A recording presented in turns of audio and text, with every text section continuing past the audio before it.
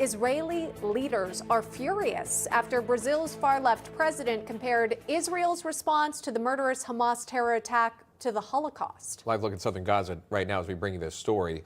Jerusalem correspondent Daniel Cohen reporting from Israel with reaction from the Jewish state.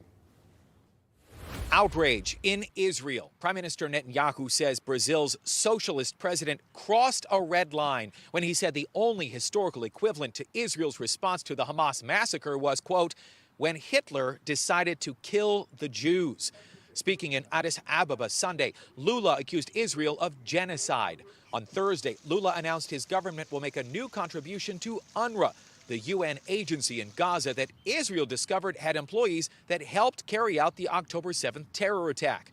During a visit to the Gaza border, I spoke to conservative author Joel Rosenberg about a nasty personal attack leaked from the White House that President Biden called Netanyahu a bad effing guy. President Biden's comments were reprehensible.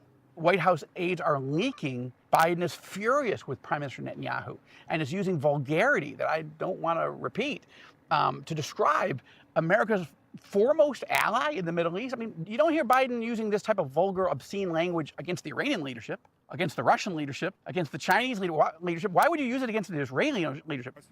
On Sunday, Netanyahu and the entire Israeli cabinet rejected any unilateral recognition of Palestinian statehood being forced upon Israel by President Biden.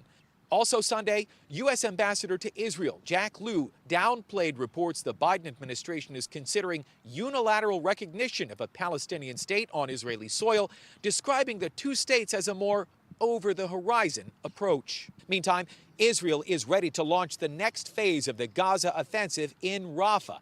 The War Cabinet warned Hamas has until Ramadan begins on March 10th to release the remaining 134 Israeli hostages.